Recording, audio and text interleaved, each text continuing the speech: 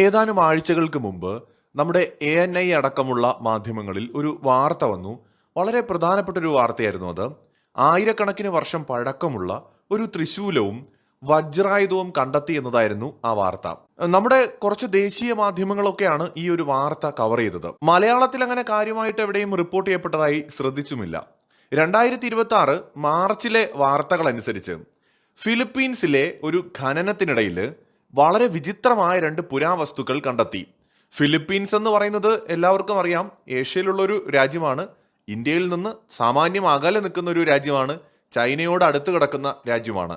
ആ ഫിലിപ്പീൻസിൽ നിന്നാണ് 10,000 വർഷത്തിലധികം പഴക്കമുള്ള ഒരു ത്രിശൂലവും 3000 വർഷം പഴക്കമുള്ള ഒരു വജ്രായുധവും കണ്ടെത്തിയത്. വജ്രായുധം എന്ന് പറയുമ്പോൾ ഇത് വജ്രം കൊണ്ട് നിർമ്മിച്ചതാണ് എന്ന് അർത്ഥമില്ല. ശരിക്കും മിന്നൽ പിണർ എന്ന അർത്ഥം കൊണ്ടാണ് ഇതിനെ വജ്രായുധം എന്ന് വിശേഷിപ്പിക്കുന്നത്. ഇത് ശരിക്കും നിർമ്മിച്ചിരിക്കുന്നത് ലോഹം കൊണ്ട് തന്നെയാണ്. പുരാണങ്ങളിൽ ഇന്ദ്രന്റെ ആയുധമായിട്ടുള്ള വജ്രായുധത്തെക്കുറിച്ച് പരാമർശമുണ്ട്. അതിനോട് സാദൃശ്യമുള്ള ഒന്നാണ് കണ്ടെത്തിയിരിക്കുന്നത്. എന്ന് വെച്ചാൽ ഇന്ദ്രൻ ഉപയോഗിച്ചിരുന്നതാണെന്നൊന്നും അല്ല ക്ലെയിം ചെയ്യുന്നത്. ബട്ട് ആ ഒരു ആയുധത്തോട് സിമിലർ ആയിട്ടുള്ള ഒരു ആയുധമാണ് കണ്ടെത്തിയിരിക്കുന്നത്.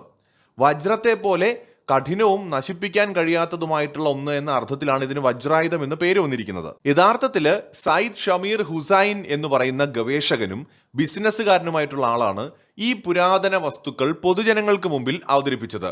2026 മാർച്ചില് മുംബൈയിൽ നടത്തിയ പത്രസമ്മേളനത്തിലാണ് ഈ കാര്യങ്ങളെല്ലാം തന്നെ ഇദ്ദേഹം അവതരിപ്പിച്ചത്. 2015 ഫിലിപ്പീൻസിലെ സ്വർണ്ണ ചെമ്പ് ഖനനത്തിന്റെ ഇടയിലാണ് ഇവ കണ്ടെത്തിയത് എന്നാണ് ഇദ്ദേഹം അവകാശപ്പെടുന്നത്.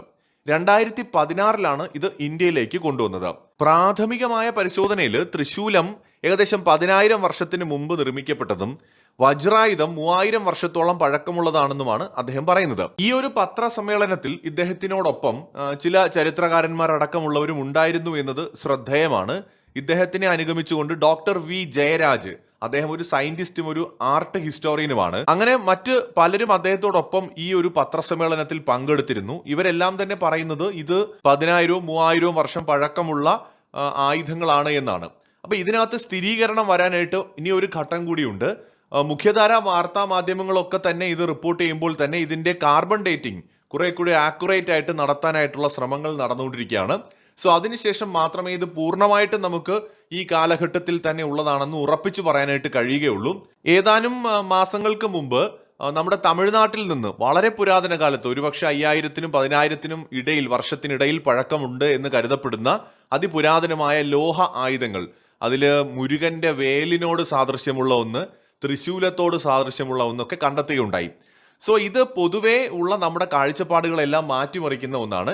വിശ്വാസം എന്നതിനെക്കുറിച്ച് ചിന്തിക്കുന്നതിനപ്പുറമായിട്ട് മറ്റൊരു കാരണമാണ് ഇവിടെ നമ്മൾ ശ്രദ്ധിക്കേണ്ടത്. ചരിത്രപരമായ കണക്കുകൾ പ്രകാരം മനുഷ്യൻ ഈ ചെമ്പും വെങ്കലവും ഉപയോഗിച്ച് ആയുധങ്ങൾ നിർമ്മിച്ചു തുടങ്ങിയത് 5000 വർഷങ്ങൾക്ക് മുൻപാണ്. എന്നാൽ തൃശൂലത്തിന് 10,000 വർഷത്തിലേറെ പഴക്കം ആണ് അവകാശപ്പെടുന്നത്. ഇത് ശരിയാണെങ്കിൽ നിലവിലുള്ള ചരിത്ര രേഖകളെല്ലാം തിരുത്തെഴുതേണ്ടി വരും. ഇത്രയും കാലം മുൻപ് തന്നെ ഇത്രയും സങ്കീർണമായിട്ടുള്ള ഒരു ലോഹ ആയുധം നിർമ്മിക്കാൻ ആവശ്യമായ സാങ്കേതിക വിദ്യ നിലവിലുണ്ടായിരുന്നു എന്നാണ് ഇതിൽ നിന്ന് കരുതേണ്ടി വരിക. ഇത് ശാസ്ത്ര ലോകത്തിനെ അമ്പരപ്പിക്കാനും കുഴപ്പിക്കാനും സാധ്യതയുണ്ട്. ഇനി വജ്രായുധത്തിന്റെ കാര്യം പറഞ്ഞാൽ 3000 വർഷത്തെ പഴക്കമാണ് ഇതിന് അവകാശപ്പെടുന്നത്. ഇത് ചരിത്രപരമായി സാധ്യതയുള്ള ഒരു കാലഘട്ടമാണ്. ഈ കാലത്ത് ഇരുമ്പ് ഉപയോഗിച്ചുള്ള നിർമ്മാണ രീതികൾ നിലവിലുണ്ടായിരുന്നു. അതിനാൽ തൃശൂലിനെ അപേക്ഷിച്ച് വജ്രായുധത്തിന്റെ കാര്യത്തിൽ തീർച്ചയായിട്ടും കുറെ കൂടെ അത് ആക്യുറേറ്റ് ആയിട്ടുള്ള ഒരു ടൈം പീരീഡ് ആണ്. പക്ഷെ തൃശൂലം 10,000 വർഷത്തോളം പഴക്കമുള്ളതാണെങ്കിൽ തീർച്ചയായും ശാസ്ത്ര ലോകത്തെ അത് കുഴപ്പിക്കാൻ ഇടയുണ്ട്. നിലവിൽ ഈ അവകാശവാദങ്ങൾ ഉന്നയിച്ചിരിക്കുന്നത് ഒരു സ്വകാര്യ ഗവേഷകനാണ്.